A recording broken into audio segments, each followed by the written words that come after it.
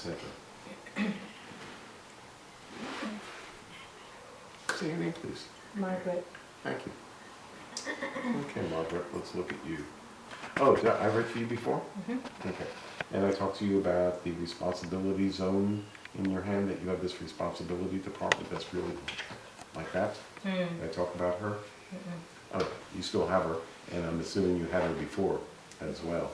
Because that, even if you have reduced it in half, you have twice as much as the average person, and that's a sense of responsibility. And there's the good news and bad news with that. Shall we start with the good news? Yes. You're responsible. And isn't it good? Doesn't somebody have to have responsibility around here and personal integrity? Isn't that, by the way, what mentors help people to get to the point of personal integrity with their own process? Exactly.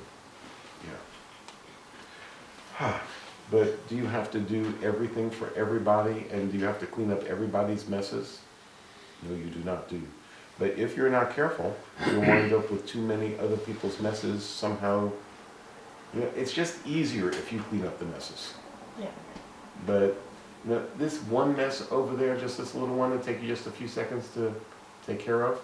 That's not bad by itself, but what if it's like all the seconds of your entire existence? There's one more little thing that somebody wants you to do, and they're not doing it. It would just be easier if you did it. And I like to use doing the dishes as my example when I see what I'm seeing in your hands. It's just easier if you take care of those few dishes that are over there, instead of having a big brouhaha about who left the dishes and what it, you know, and what happens when food sits there for 6 months. You have kids? Oh, well, that would have been interesting to watch you and them. We could have had videos of you and them interacting over this. You just have so much more of this than most people. I don't know if you've noticed this yet. So I'm giving you like an A+ rating. If somebody is a B+, they're a slacker compared to you. And those are the B+ people. What about the B- people? Also, did I talk to you about your extended, long, flat heart line? I will right now.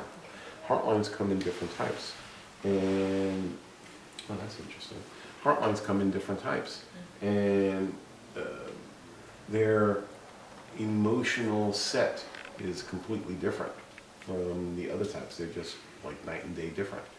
Your emotional set is the considerate, thoughtful, walk a mile in the other person's moccasins type of emotionality. Okay.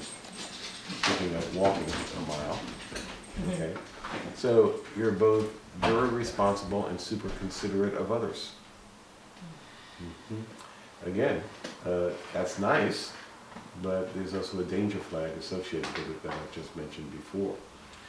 So when I said, oh, that's interesting, just moments before, what I noticed in your hand was a line of inspirational creativity.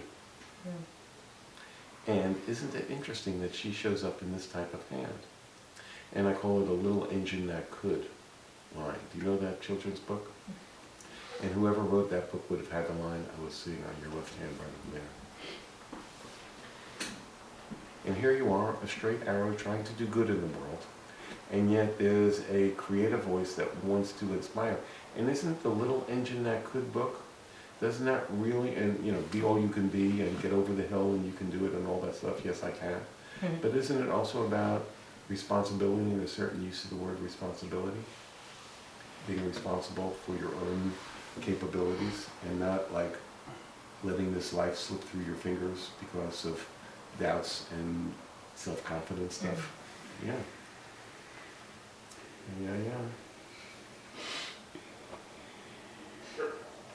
Let's see if the story is shifted by anything on this side. No. You're in a creative, inspiring life purpose that wishes to have notice from the outside world.